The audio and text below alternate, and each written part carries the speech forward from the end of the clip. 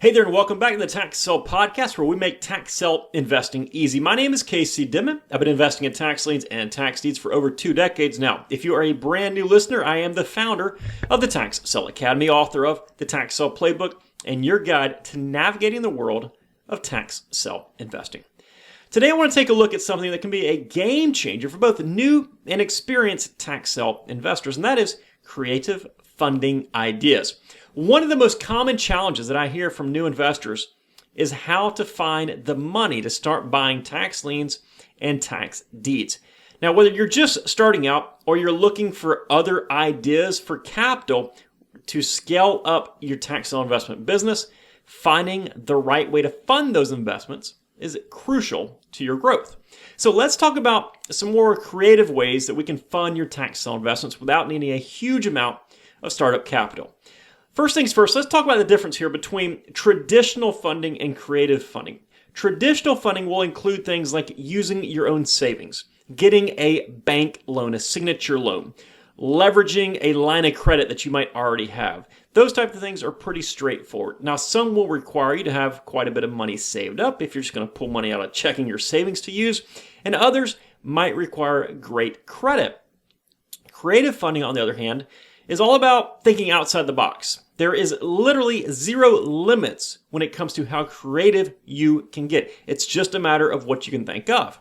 It's about being able to push past a lot of the typical obstacles. I have zero doubt that regardless of where you come from, regardless of where you're starting right now, what you have, who you know, that you can find the funds to invest in tax liens and tax deeds. And remember here, we're not talking about needing $100,000 or $500,000. If you have that, that's fantastic. Good for you. But many of the investments that I've shown on this channel demonstrate that you can easily purchase properties for far less than $1,000. And you can quickly flip these properties and start snowballing your capital from there.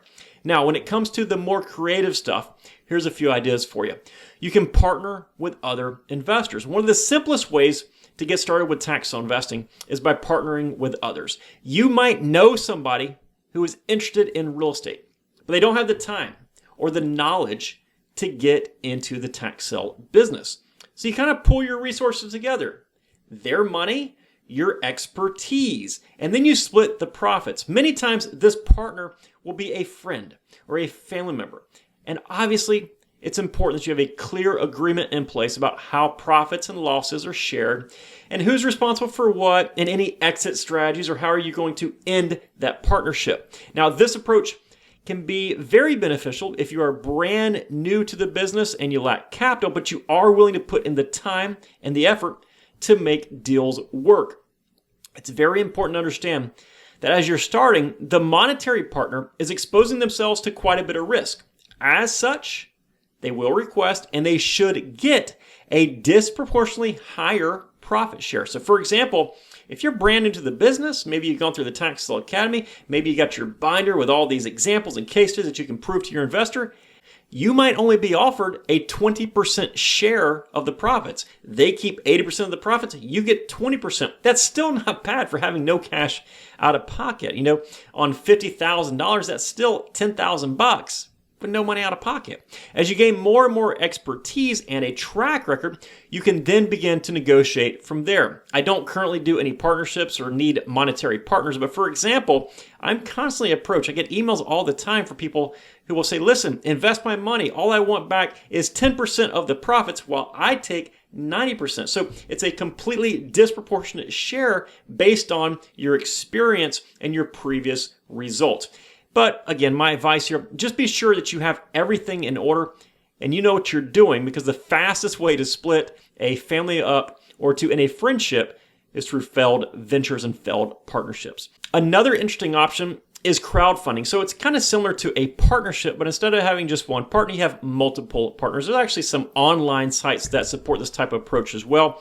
You can go to Google and search for those. But with this approach, you will develop a solid investment plan along with the knowledge to answer any questions and the ability to execute this plan. Then you'll approach a group of potential backers. Think family, friends, even local businessmen and women. The key here is to be very transparent, present a business plan that is foolproof and factual, that outlines how their investment will be used, the expected returns, timeline, stuff like that. Now, this will be more difficult than just using one or two partners because you have to convince a lot of different people to pull their money together for you. Now, with that said, you might be able to go to 5 or 10 people, get everybody to throw $1,000 in, have 5 or 10 grand to start off with, and then go from there. Of course, when you do something like that, make sure you factor in your time and your return. Even though you might not have any money in the deal at all, if you're spending all this time and you're not making much money, it might not be worth it. So make sure you weigh the pros and cons there. Another option is a self-directed IRA.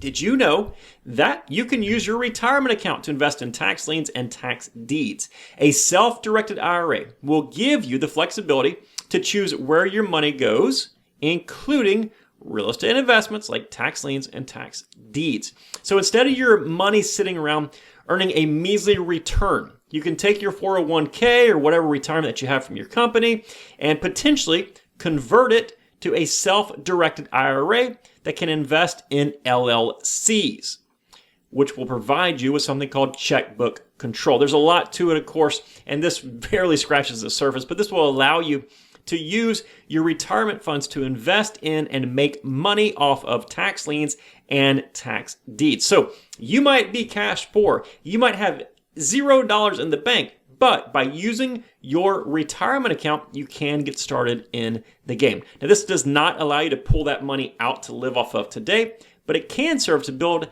a very nice retirement account for your retirement years. With that said, be careful, as this method does have very specific rules and regulations to make sure you abide by the law and IRS guidelines. So make sure you ask a CPA or a financial advisor for more details. And a side note here, you can actually have your partners use a self-directed IRA to use their retirement funds to invest in your business as well. Just another little method of funding your business. Another option are credit cards. In some areas, you can simply use your credit card directly. Just swipe it as if you're getting groceries.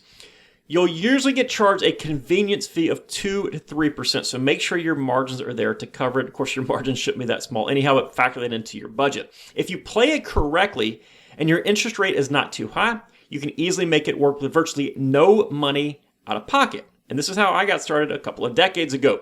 Another option are credit card advances. Obviously, they do carry high interest rates, so make sure your strategy is dialed in and your turnaround is very fast before you take that route. Another option is something called credit card arbitrage.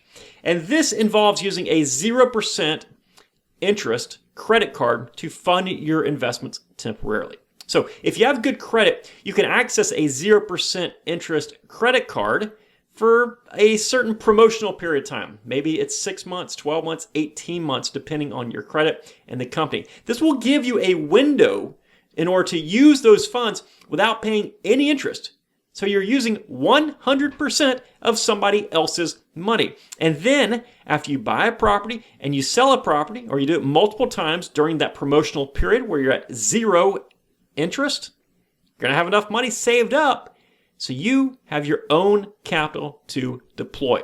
It's a fantastic way to get started if you have decent credit and can get a promotion like that. And of course, there's all sorts of cashback rewards and other types of rewards. I've got a card that has 2% cashback, for example. So that adds up pretty quick when you're talking real estate here. At the very least, it'll help you cover those transaction fees charged by the auction companies. And there's lots of different hacks that you can do to utilize credit cards if you're just getting started.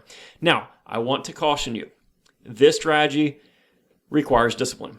You must ensure that you pay back the balance before the interest starts kicking in. This is not for everybody. If you have credit card issues in the past or debt issues, don't take this approach. But if you use it wisely, it can be a very, very useful tool to help you get started or to bridge a short-term funding gap for your business. Another option is a home equity line of credit, a HELOC. If you own a house that has equity. You can borrow against the equity in your house to fund your investments, and they'll typically have a lower interest rate than other loans or credit cards since that loan is secured by your house. But again, don't take it overboard. Don't start blowing the money. Make sure you know what you're doing before you start deploying that capital so you don't lose your house if you don't have the means of paying it back. Obviously, that one has some risk attached to it. Another one is a business line of credit. These can be applied for online. Sometimes they'll require a personal guarantee. Sometimes they won't. Especially if your business has been around for a while, you might be able to get it without a personal guarantee. Regardless, there are a lot of lenders available online. I'm not here to recommend any of them. Just go out there, shop around. If you shop around enough, you will find one that will give you some sort of line of credit. This does take some effort, it does take some time, but it can work with the right approach. So there you have it. A few creative funding ideas to help you get started or to help you scale up your tax sale investing business. Whether you're pooling resources with a partner, maybe leveraging a retirement account, or getting creative utilizing credit, there are many ways to find the money necessary to get started investing in tax sale. And again, you don't need $100,000. If you have $1,000, $2,000, maybe as little as $500, you can get started in this business. It just takes a little bit of effort to go out there and source those funds if you don't have it readily available. Remember, the key is to think outside the box. Leverage your network, leverage your friends, your family. Always have a clear plan on how you're going to use that capital and make sure you pay back any loans that you take. If you found today's episode helpful, please do me a huge favor. Leave a positive review or hit that thumbs up button. And don't forget to check out all the links in today's show notes, including our comprehensive training academy at taxsaleacademy.com. We will dive deep into strategies just like this one and so much more. Hey, thank you for joining me today. I'll see you next time right here on the Tax Sale Podcast. Bye-bye.